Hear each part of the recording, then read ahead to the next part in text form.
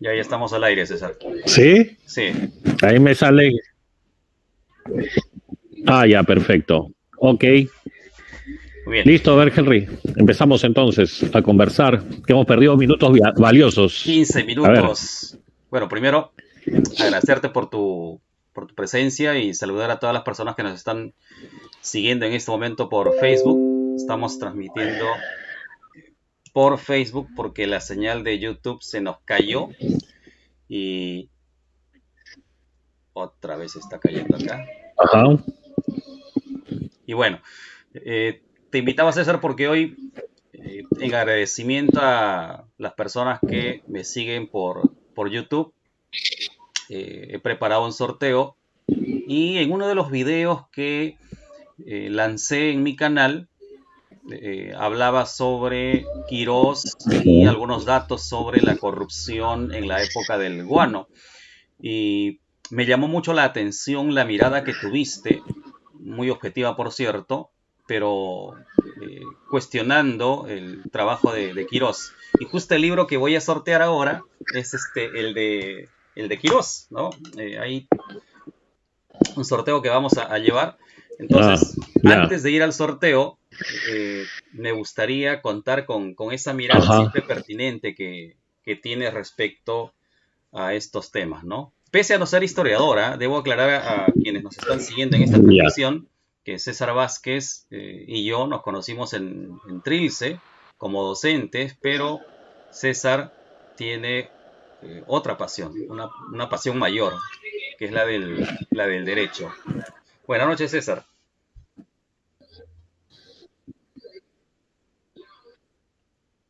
¿Qué tal? ¿Cómo estás, Henry? Bien. Bueno, en primer lugar agradecerte, ¿no? Por la invitación de estar aquí en tu canal, ¿no? Veo que tienes un canal que ha subido varios videos, que, bueno, que estás haciendo tu labor cultural, que me parece a mí muy importante, ¿no?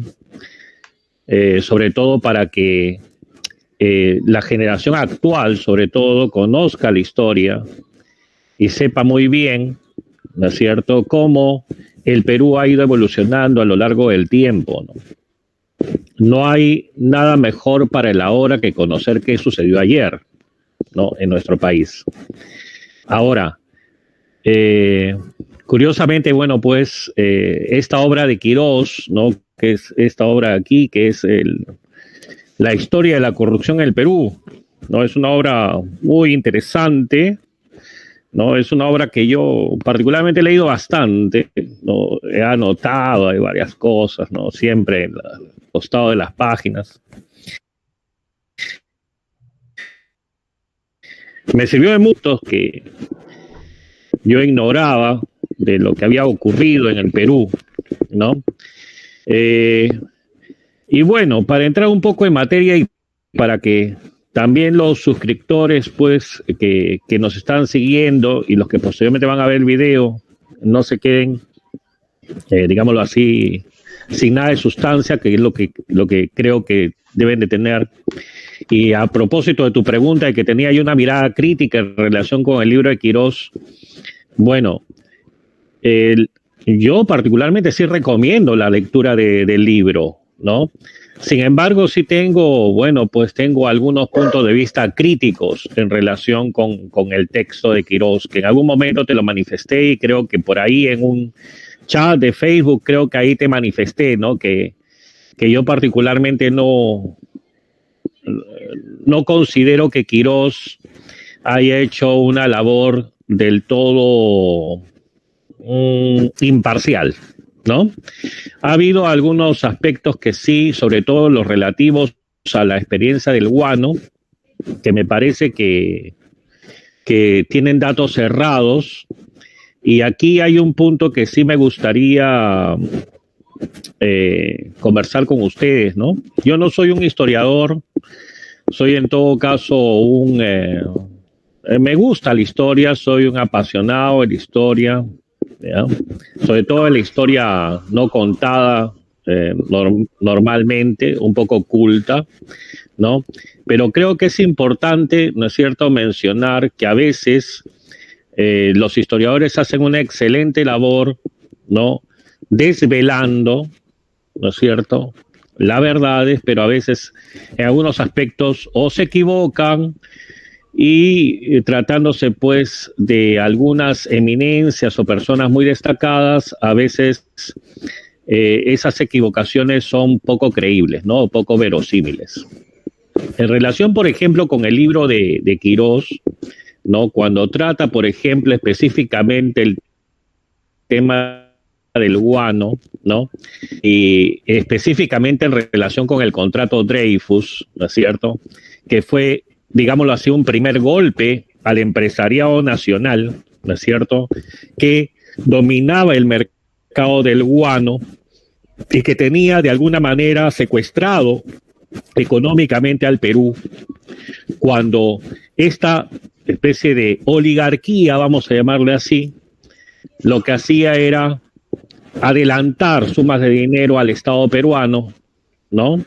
Por esa concesión de las Islas Guaneras, y el Estado peruano y los gobiernos que sucedían uno tras otro, lo que hacían pues era endeudarse, ¿no? Endeudarse, cobrar por adelantado, y ellos obviamente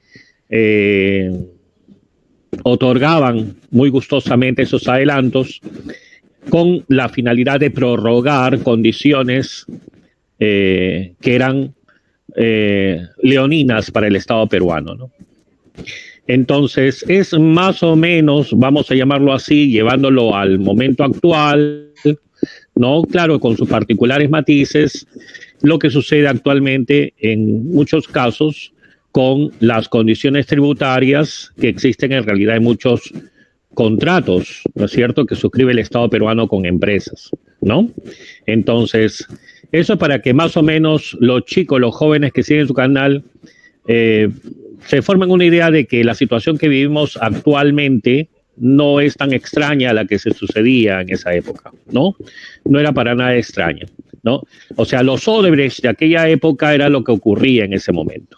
Claro. Entonces, cuando Nicolás de Piero cuando Nicolás de Piero la asume el Ministerio de Economía, lo asume muy joven y con escasa experiencia, ¿ya? Sin embargo, el presidente de aquella época, no recuerdo bien su nombre, creo que era Pezet en ese momento, ¿no? Confía en este muchacho que es recomendado, que era ahijado de uno de sus ministros o de sus primeros ministros, y él les señala, incluso en una biografía de Nicolás de Piero, la muy conocida, creo que fue Ulloa, menciona, ¿no?, que él ofrece, ¿no?, a los, a los empresarios guaneros, le dice: miren, quiero que ustedes, ¿no es cierto?, me ofrezcan mejores condiciones. El Perú no puede estarles vendiendo o otorgando las concesiones por esa cantidad de dinero, tienen que ofrecer más, ¿no? Porque ustedes se están haciendo muy ricos, en realidad vendiendo todo el guano a Gran Bretaña, que era nuestro principal comprador, ¿no es cierto? Tenían ustedes unas grandes sumas ya en bancos de Inglaterra y también de Italia, pero en realidad aquí el Perú no se está beneficiando con esto, ¿no? Entonces, por favor, les doy a ustedes un plazo. Pero como era un joven, era un muchacho que me parece que Piero no llegaba ni siquiera ni a los 30 años. Claro, 25 entonces, años. algo así, ¿no? Pero era muy religioso. Y había tenido una muy buena experiencia como en decir, ¿no es cierto?, lo que nosotros tenemos que pagarle al Estado peruano, aquí nosotros hacemos nuestra ley, ¿no es cierto? Eran los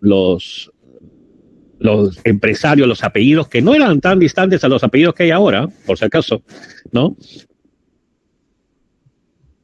No le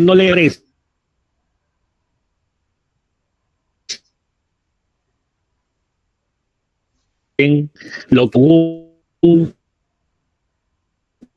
vendedor de telas del Girón de la Unión, ¿no es cierto?, que tenía una empresa contratista en Francia, de la cual era socio junto con su hermano, ¿no es cierto?, la famosa Casa Dreyfus, ¿no? Entonces, decide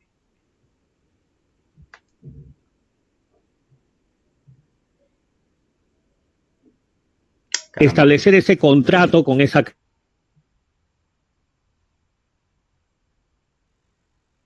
César, si me escuchas. empresario nacional. Sí, sí. Sí, parece que hay problemas con la transmisión nuevamente. Dame un minuto, Sí, ya. vamos a hacer el No, sorteo. no, sí, ya te veo bien. Te veo y te veo. Sí, sí, aquí en el, Ay, ay, ay. sí, sí, acá en la plataforma se ha estado congelando por Adelante, momentos. adelante, adelante. Ya, a ver, primero vamos a saludar acá a Frenchy, que te recuerda con mucho aprecio. Ah, ya, pero Está Frenchy, Ana ya. María, ¿quién más Ajá. está por Gracias, gracias. acá? Sí, yo también me acuerdo de ella. Mirta, Tano, Liliana, Diana, Yesenia, está María Mauricio, ¿quién más está por acá? Paso. Bueno, hay un buen grupo por acá. A Un ver, abrazo vamos. fuerte para todos ellos. A ver, estaba en esta parte, ¿no? Que es justamente la parte de la cual creo que va a ser un ejemplo simplemente, ¿no? O sea, aquí está el libro de Quirós, ¿no? Y Quirós dice así, ¿no? Textualmente, dice, poco después cada uno de los principales socios diversificó su participación entre otros suscriptores, o sea, los que quedaron tirando cintura, ¿no? Y dice, Dreyfus obtuvo la participación de peruanos, dice, de peruanos con intereses estratégicos en la defensa de la ratificación final del contrato. Un ex consignatario, ¿no? Dice, encargado de cargar el guano, Andrés Álvarez Calderón adquirió acciones por un valor de 600.000 francos, por ejemplo, ¿no? O sea, lo pone como un ejemplo, ¿no? O sea, Álvarez Calderón, 600.000 francos. Y después dice Francisco de Rivero, 500.000 francos. Luis Benjamín, el famoso escritor, ¿sí? Controversial diplomático Francisco de Rivero, 500.000. Cisneros, 190.000. Nicanor González, ¿no es cierto? Uno de los ancestros del famoso Nicanor González que fundó el Canal 4, ¿no es cierto? Y que después fue 6.750. Entonces, estas cifras, cualquiera que las lee dice, bueno, pues hubo un grupito, ¿no es cierto? Hubo un grupito de empresarios no nacionales, ¿no es cierto? Que también participó, no tuvo su aporte ahí, ¿no? Y eso es falso, pues. Eso es falso. Eso es falso, ¿por qué? Porque hay otro libro, ¿no es cierto?, que desmiente las cifras de Quirós, que es este libro de Heraclio Bonilla, ¿no?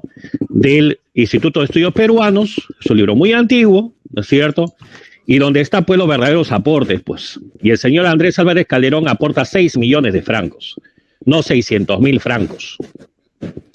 Y aportar 6 millones de francos significa, ¿sí?, ser dueño de todo el contrato de Dreyfus, pues. Básicamente. ¿Se entiende? Entonces, ¿por qué Quirós no dice, ¿no es cierto?, que el verdadero dueño del contrato de Dreyfus era Andrés Álvarez Calderón, pues? Era un peruano. ¿Se entiende? Y quien había comprado la mayoría de las acciones de la casa Dreyfus era Andrés Álvarez Calderón. Y eso se cuenta en otro libro. Se cuenta en otro libro de Leonidas Yerovi, Más allá del aroma, que fue escrito con la colaboración del señor Alberto Álvarez Calderón, ancestro de Álvarez Calderón. A pesar de que después él, ¿no es cierto?, critica a Yerovi, tienen todo un juicio, tienen todo un proceso y saca un nuevo texto, ¿no? Entonces, ¿por qué ocultar? ¿Cuál es la necesidad de ocultar que el verdadero accionista y o sea, la principal participación de ese contrato fue un nacional, ¿no? O sea, fue Andrés Álvarez Calderón. O sea, esa entonces, información. a eso yo voy, Claro, eso yo voy. Lo que has hecho es muy pertinente, ¿no? Y es algo que siempre se les pide, siempre pedimos, ¿no? No basarnos en una única fuente, sino contrastar esa información, eh, corroborar esa información con fuentes confiables, que es un poco lo que te contaba mientras estábamos en YouTube, ¿no? La patinada que tuve con una noticia que no tuvo esa contrastación y bueno, pues pero bueno, vamos con el sorteo, porque ahorita nos gana la hora y sé que tienes este otro compromiso en 30 minutos. Vamos con el sorteo a la primera. Ajá. Este video lo voy a colgar en YouTube para que el ganador vea que ha sido con total transparencia.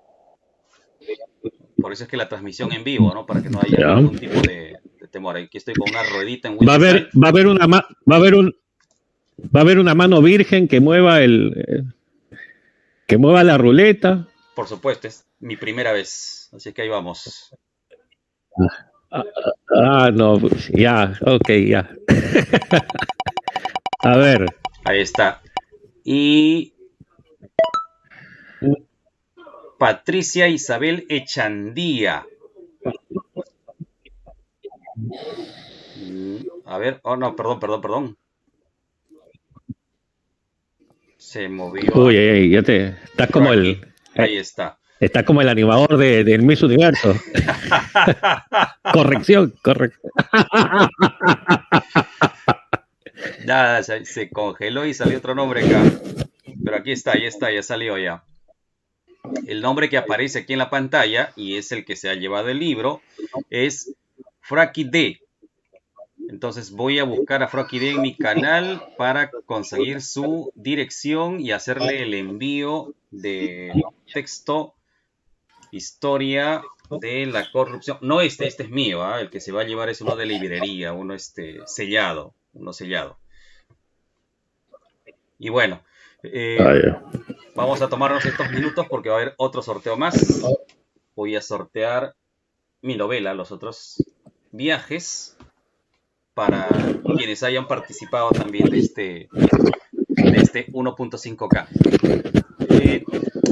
Retomando el tema de la historia de la corrupción en el Perú, en el que en efecto Quirós, por la proximidad que tiene con algunos familiares del siglo XIX, no termina de mostrar toda la información, o como estaba señalando tú, y eso por ejemplo yo no lo manejaba muy bien, termina manipulando información, porque lo que se ha hecho ahí es manipular la información.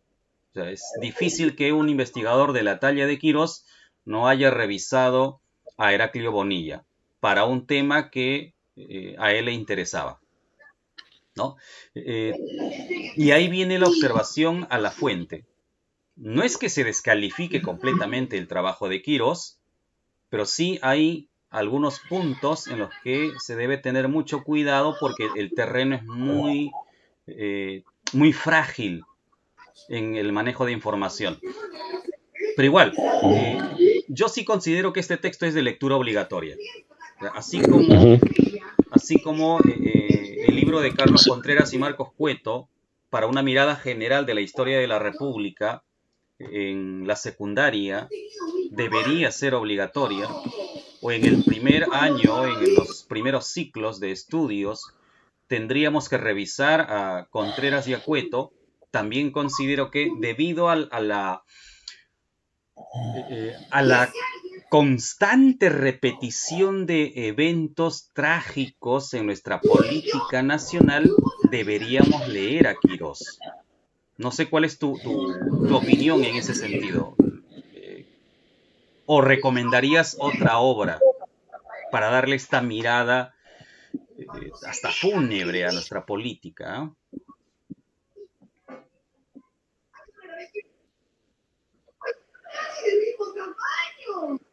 Sí, creo que nos congelamos otra vez, César.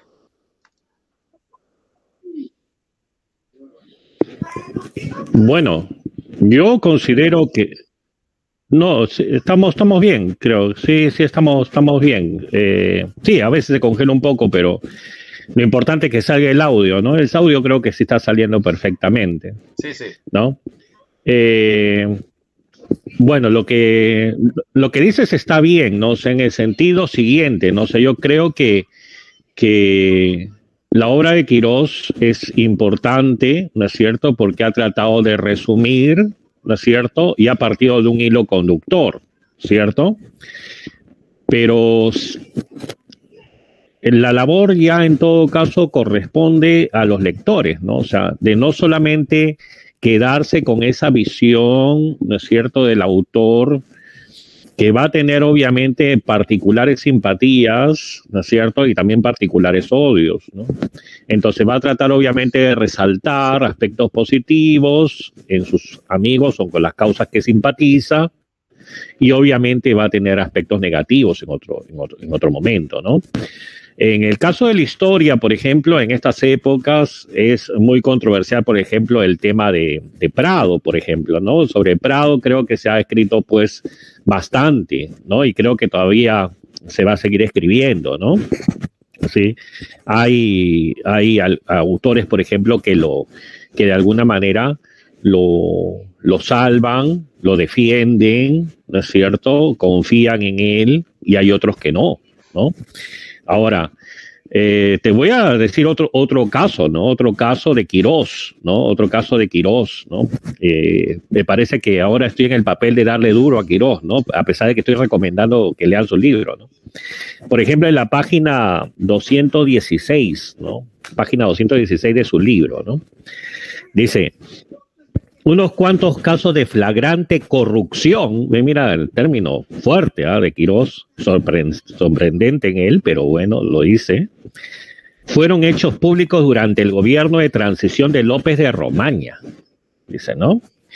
De 1899 a 1903. Tal vez el más importante y mejor documentado sea el que involucró al empresario arequipeño Mariano Belaúnde. Mariano Belaúnde. Sí, estamos hablando de la misma familia, por si acaso, ¿ya? Bien.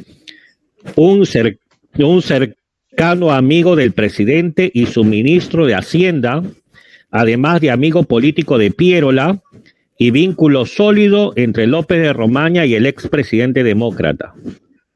Dice, actuando oficialmente, se refiere a Mariano Belaúnde. Como ministro de Hacienda, Belaúnde usó en 1899 letras de cambio de su propia compañía para transferir a Europa fondos oficiales hasta por 500.000 francos, ¿no?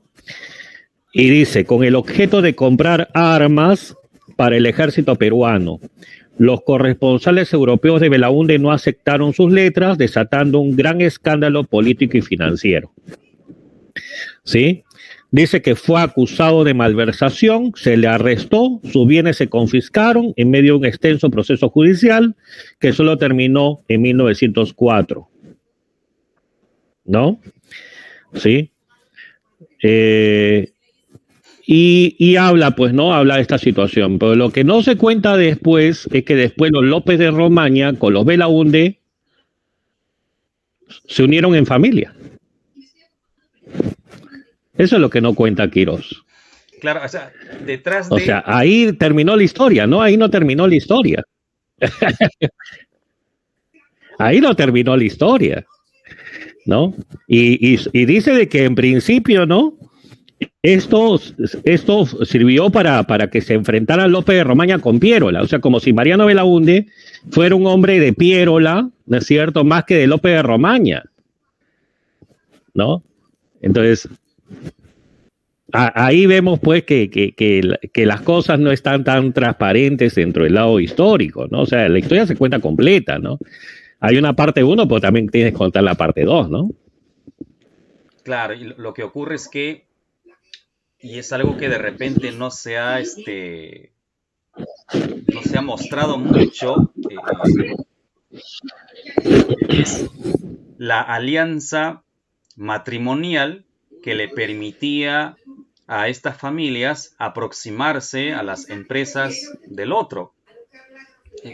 Bueno, y así como López de la Romaña, y por eso ese rechazo, ese odio recalcitrante que había en Piérola hacia este grupo de civilistas de viejo cuño.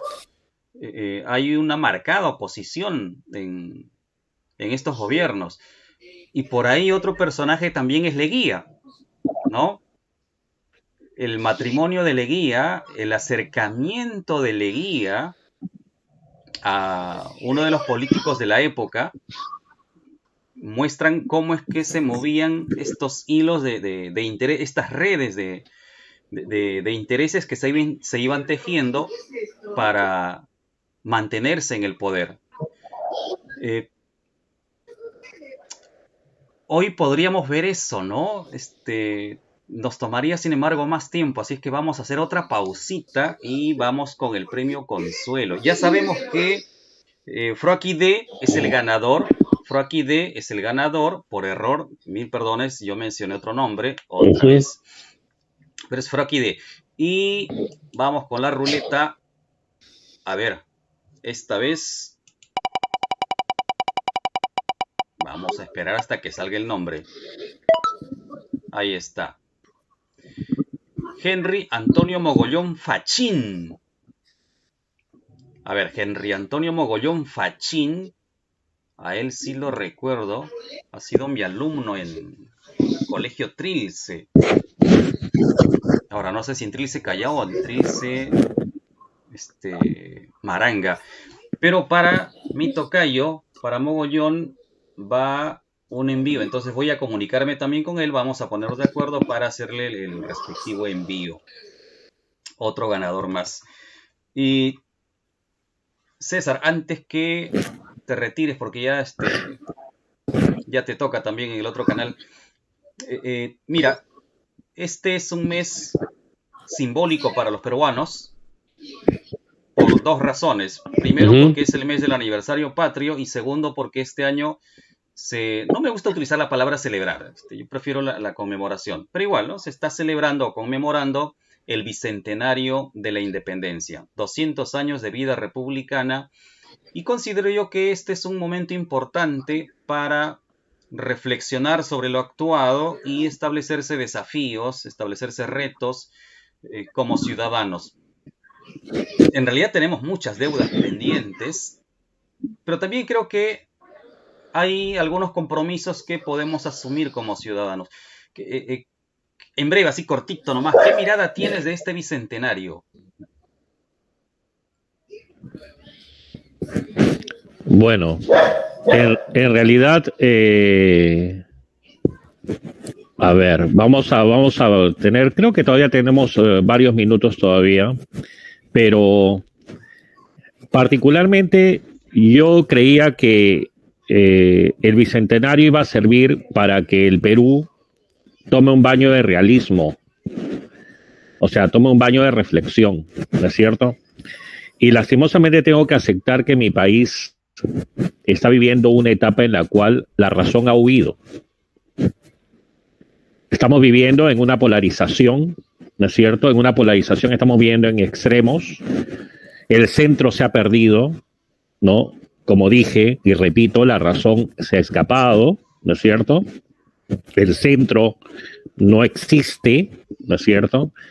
Y ahorita estamos tan polarizados que en realidad el futuro del país es en realidad bastante incierto, es muy incierto, es muy penoso, ¿no? Que lleguemos a un bicentenario, ¿no? En el cual se ha perdido el respeto total por los ciudadanos.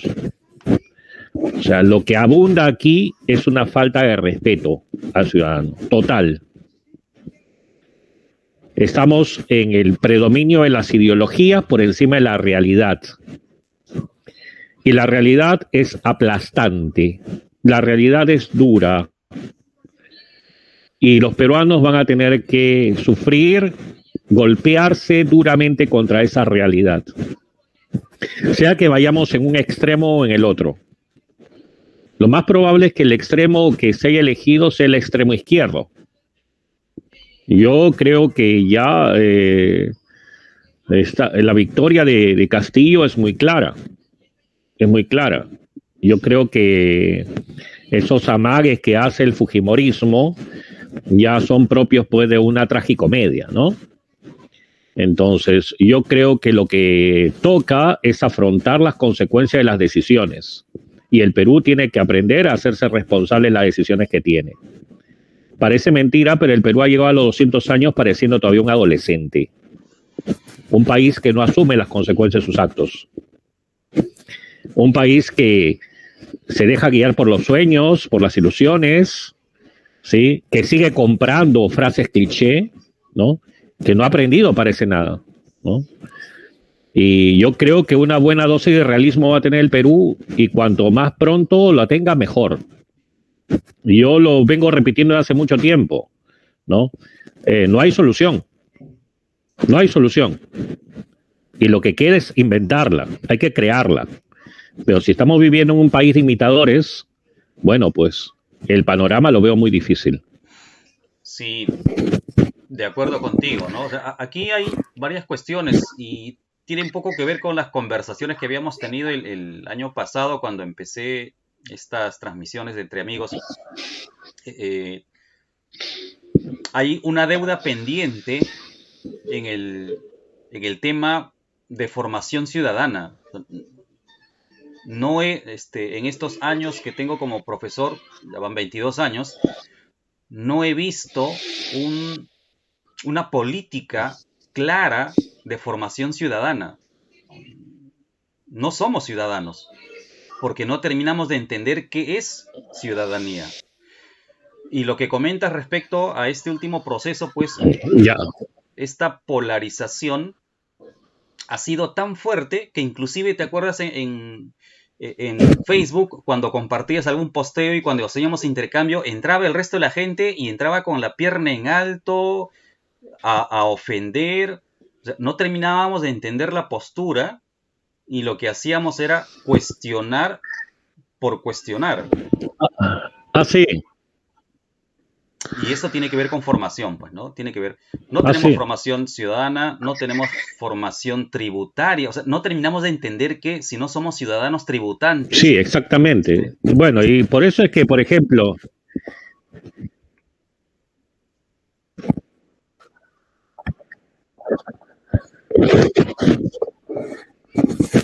uy, otra vez nos caímos. bueno, es que en realidad el problema está en que el peruano piensa que no, no, estamos todavía en transmisión, no hay problema. Estamos bien en transmisión. Yo estoy viendo aquí la transmisión, creo que en el Facebook está saliendo con unos minutos o unos segundos, perdón, de retraso, pero está bien nuestra transmisión. Mira, yo lo que veo es que en realidad eh, hay algo que lastimosamente está engendrándose en la conciencia del ciudadano, ¿no? Y que es la temática populista. O sea, la temática populista está haciendo estragos sobre la conciencia del ciudadano, ¿no?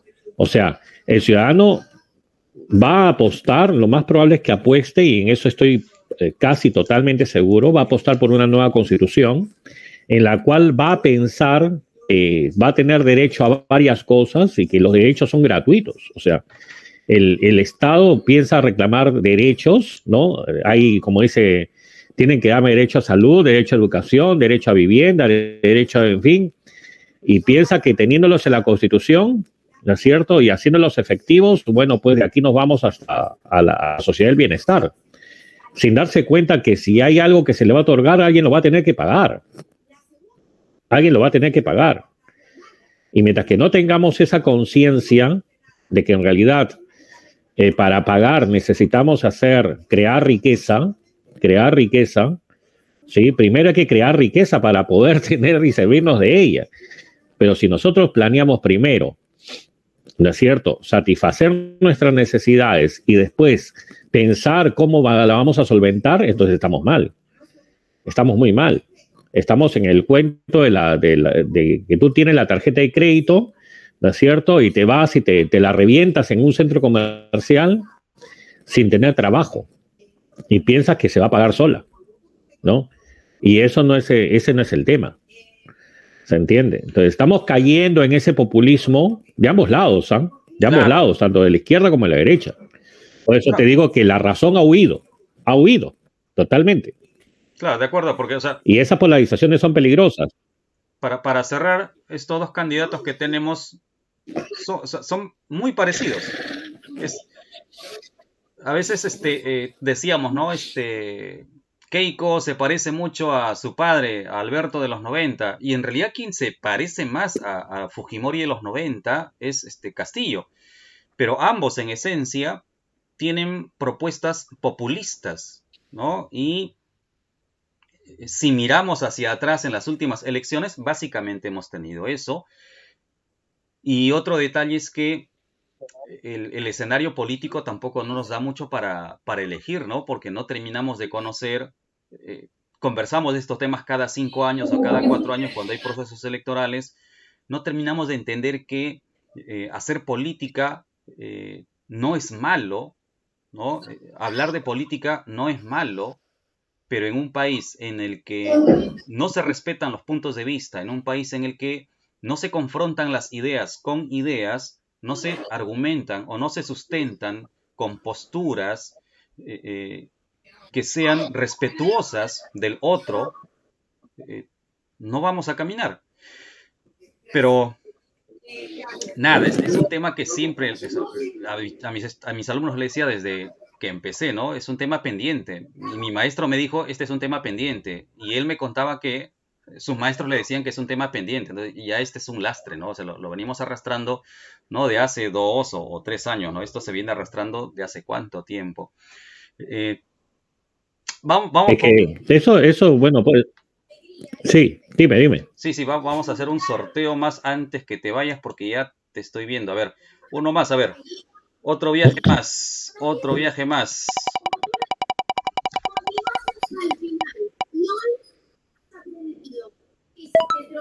Nicole Castro Revilla.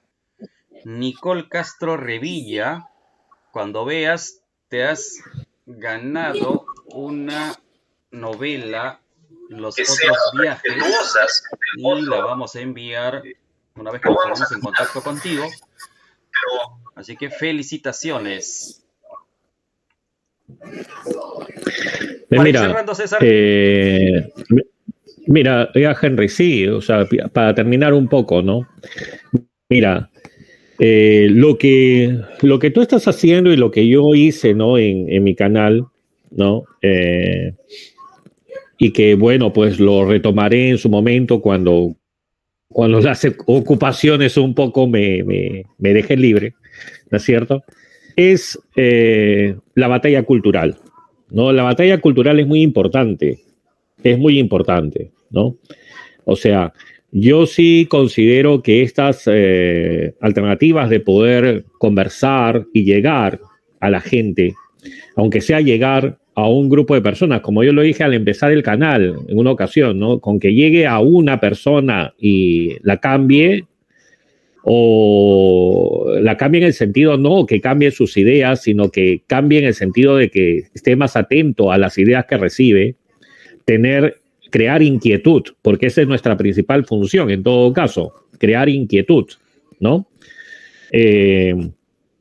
Ya creo que la función nuestra ya está, por demás, está ya cumplida, ¿no? O sea, sembrar inquietud es suficiente, ¿no? Pero es la batalla cultural la que tenemos que lucharla, ¿no? Sí. Yo particularmente estoy, digámoslo así, en un proceso de evolución, ¿sí? De evolución en pensamiento, ¿no? Estoy retomando un poco a las fuentes, ¿no? Porque cuando estamos en épocas de crisis, y ojalá que la comunidad vuelva a las raíces, tenemos que volver a leer a los clásicos, tenemos que regresar a ese núcleo, ¿no? Entonces, yo creo que cuando tenemos que retornar vamos a la conciencia, a la razón, cuando retornemos a la razón, tenemos que hacerlo desde las bases. Entonces, tendremos que volver a leer a Aristóteles en algún momento. Tenemos que volver a ser realistas, ¿ya? Porque creo que eso es lo que nos va a ayudar tarde o temprano, ¿no? Refugiarnos en el realismo nuevamente. Dejarnos de sueños, dejarnos de ilusiones, dejemos de alimentar las ideologías, ¿no? E investiguemos, ¿sí? Te he dado ahí al principio un par de ejemplos, ¿no? Investigar no es fácil, hay que buscar, hay que indagar, hay que bucear, ¿no? Porque a veces las obras, eh, uno puede ver un nombre pomposo, ¿no? Y en fin, ¿no? Y se puede dejar guiar, pero siempre hay que hacer una labor de investigación, ¿no? Y a nosotros lo que nos toca es crear esa inquietud para que se investigue, ¿no? Y bueno, y después de la investigación y después de que estudies realmente ya podrás fijar una posición política, ¿no? Yo hasta hace un tiempo yo me consideraba un liberal de izquierda, ¿no? Creo que todavía lo soy, creo que todavía soy un liberal de izquierda, ¿no? Pero bueno, todavía estoy en un proceso de evolución en parte a mi mismo estudio, ¿no? Y creo que eso lo debemos de hacer todos. Primero estudiar y estudiar dejándose llevar, o sea, estudiar no para tratar de justificar lo que tú quieres, porque el grave problema de la gente que estudia y lee es que quiere estudiar para confirmar lo que ya en su cabeza ya dijo, ya, esto tiene que ser así, ¿no? ¿Se entiende? No, déjense llevar, ¿no? Y van a darse cuenta que muchas de las cosas con las cuales ustedes pensaban, al final van a darse cuenta que estaban totalmente equivocados, ¿no? Y déjense y agradezcan, ¿no? De que hubo alguien que les quitó el velo, ¿no es cierto? Y que descubrió, pues, un cierto proceso de verdad, ¿no? Entonces, creo yo que eso es lo que tenemos que hacer, ¿no? Una lectura ingenua, una lectura que nos lleve directamente a la verdad, pero que sin miedo, ¿no? Sin temor a decir que estuvimos equivocados en un principio, ¿no? Claro, pero eso nos lleva otra vez al punto de partida, ¿no? Henry, ¿escuchas? Claro, sí, sí, te copio bien. Te decía, eso nos lleva nuevamente al punto de partida, ¿no? Que el tema está en la educación. Y no estoy hablando de la educación formal en la escuela, sino de la educación en general.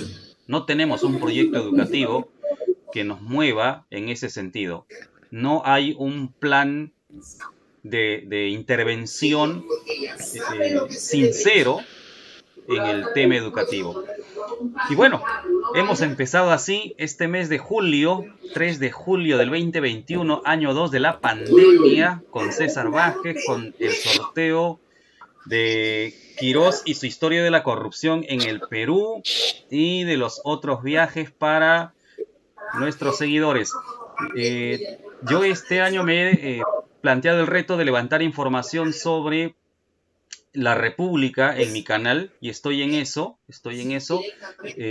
porque sí siento que debe haber un mínimo de información más o menos seria para que las personas que revisen tengan algo de un hilo conductor que los lleve a otras fuentes.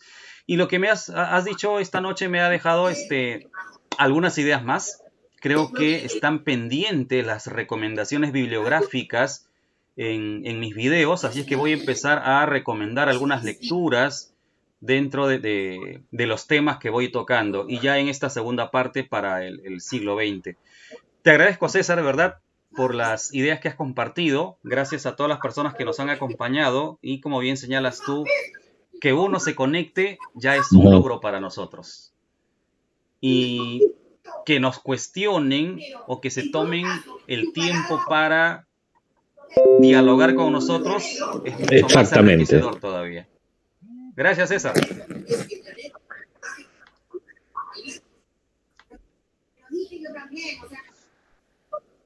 Pero por acá están pidiendo hasta premio consuelo, pero ya fue el sorteo. Gracias, Henry. Y espero que nos podamos conectar una próxima vez para conversar. Sí, no, yo te aprovecho, César, porque todo este mes vamos a estar hablando sobre los retos del bicentenario. Listo, Henry, un fuerte abrazo y bueno, pues hasta la próxima. Listo, vamos a cortar la transmisión. Gracias, gracias. Ah, ya, qué bueno, qué bueno. Bueno, pues entonces Tú me pasas la voz nomás y ahí conversamos.